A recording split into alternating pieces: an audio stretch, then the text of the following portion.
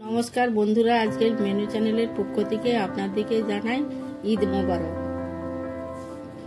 আজকে আপনাদের জন্য নিয়ে এসেছি স্পেশাল একটি রান্না, সেটি হলো হায়দ্রাবাদি চিকেন।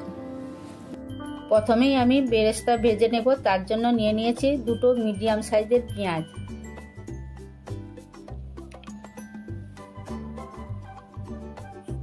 এবার আমি কড়াইতে তেল দিলাম, তেলটা গরম হয়ে গেছে। দেখে নিলাম একটা পেঁয়াজ ছেড়ে, তারপর পেঁয়াজগুলোকে তেলের উপর দিয়ে দিলাম। হাই ফ্লেমে ভাজবেন প্রথমে, তারপর ফ্লেমটা মিডিয়ামে করে দিবেন। লাল লাল হয়েছে, এবার আমি গ্যাসটা মিডিয়ামে করে দিয়েছি এবং বেরেস্তাও হয়ে গেছে এবং বেরেস্তাগুলো আমি একটা বাটিতে তুলে নিলাম। দেখুন সুন্দর লাল হয়ে গেছে।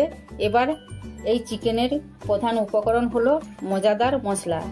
এতে থাকে 2টি শুকনো লঙ্কা, 2টি তেজপাতা, 1টি স্টার মশলা, 1 টেবিল চামচ গোটা ধনে, 1 চা চামচ গোটা জিরে। ভালো করে নেড়ে নেবেন, সুগন্ধ উঠলে নামিয়ে নেবেন।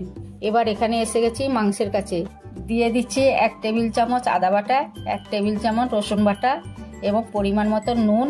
আর আমি 100 গ্রাম টক দই ফেটিয়ে রেখেছিলাম, সেটা মাংসের উপর দিয়ে দিলাম। এবার দিয়ে দিলাম বেরেস্তাগুলো, একটু হাতে ভেঙে ফেললাম, তারপর আমি মাংসের উপর দিয়ে দিলাম। ভালো করে মাখিয়ে নিয়ে আমি আধ ঘন্টার জন্য এই মাংসটা রেখে দিলাম। এখানে আমি মজাদার মশলার কথা বলেছিলাম, এখানে আমি মজাদার মশলাগুলোকে বেটে নিচ্ছি শিলে।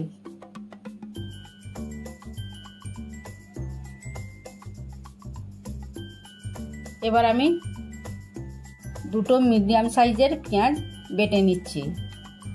আমার বাটা হয়ে গেছে। 2টো কাঁচা লঙ্কাও বেটে নিচ্ছি। এবার কড়াইতে তেল দিলাম আর দিয়ে দিলাম বাটা পেঁয়াজ আর বাটা লঙ্কা। এবার দিয়ে দিলাম মজাদার মশলা, ভালো করে নেড়ে নিলাম। এবার দিয়ে দিলাম 1 টেবিল চামচ হলুদ গুঁড়ো। আমি মজাদার মশলা এবং সব কিছুগুলো একবার ঢাকা দিয়ে দিলাম। ঢাকা খুলে একটু নেড়ে চেড়ে এবার মাংসগুলো মশলার উপর দিয়ে দিলাম এবং ভালোভাবে নাড়তে রাখলাম। 5 মিনিট আমি ঢাকা দিয়ে দিয়েছিলাম, খুলে দেখলাম এবং নেড়ে চেড়ে দিলাম। আবার আমি ঢাকা দিয়ে দিলাম।